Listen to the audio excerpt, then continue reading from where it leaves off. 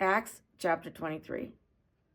Paul stared at the council and said, "Brothers, I have lived my life with an altogether clear conscience right up to this very day." The high priest Ananias ordered those standing beside Paul to strike him in the mouth. Then Paul said to him, "God is about to strike you, you whitewashed wall. You sit and judge me according to the law, yet disobey the law by ordering that I be struck." Those standing near him asked, "You dare to insult God's high priest?" Paul replied, "Brothers, I wasn't aware that he was a high priest. It is written, 'You will not speak evil about a ruler of your people.'" Knowing that some of them were Sadducees and the others Pharisees, Paul exclaimed in the council, "Brothers, I am a Pharisee and a descendant of Pharisees. I am on trial because of my hope in the resurrection of the dead." These words aroused a dispute between the Pharisees and the Sadducees, and the assembly was divided. This is because Sadducees say that there's no resurrection, angel or spirit, but the Pharisees affirm them all. Council members were shouting loudly. Some Pharisees who were legal experts stood up and insisted forcefully, "We find nothing wrong with this man. What if a spirit or angel has spoken to him?" The dispute became so heated that the commander feared that they might tear Paul to pieces. He ordered soldiers to go down and remove him by force from their midst. Then they took him back to the military headquarters. The following night, the Lord stood near Paul and said, "Be encouraged. Just as you have testified about me in Jerusalem, so too you must testify in Rome." A murder plot discovered. The next morning, some Jewish leaders formulated a plot and solemnly promised that they wouldn't eat or drink until they had killed Paul. More than 40 people were involved in the conspiracy. They went to the chief priests and elders and said, "We have solemnly promised to eat nothing until we have killed Paul. You and the council must explain to the commander that you need Paul brought down to you.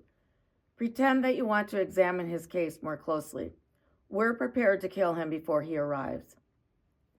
Paul's sister had a son who heard about the ambush, and he came to the military headquarters and reported it to Paul. Paul called for one of the centurions and said, "Take this young man to the commander because he has something to report to him." He took him to the commander and said, "The prisoner Paul asked me to bring this young man to you. He has something to tell you." The commander took him by the hand and withdrew to a place where they could speak privately. He asked, "What do you have to report to me?" He replied, "The Jewish leaders have conspired to ask that you bring Paul down to the council tomorrow.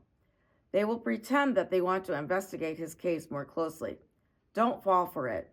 More than 40 of them are waiting to ambush him. They have solemnly promised not to eat or drink until they have killed him. They are ready now, awaiting your consent." The commander dismissed the young man, ordering him, "Don't tell anyone that you brought this to my attention." The commander called 2 centurions and said, "Prepare 200 soldiers, 70 horsemen, and 200 spearmen to leave for Caesarea at 9 o'clock tonight. Have horses ready for Paul to ride, so that they may take him safely to Governor Felix." He wrote the following letter: "Claudius Lysias, to the most honorable Governor Felix.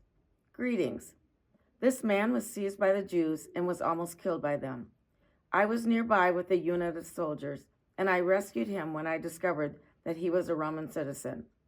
I wanted to find out why they were accusing him, so I brought him to their council. I discovered that they were accusing him about questions related to their law. I found no charge deserving of death or imprisonment. When I was informed of a conspiracy against his life, I sent him to you at once and ordered his accusers to bring their case against him before you." Following their orders, the soldiers took Paul during the night and brought him to Antipatris. The following day, they let the horsemen continue on with Paul while they returned to the military headquarters in Jerusalem. The horsemen entered Caesarea, delivered the letter to the governor, and brought Paul before him.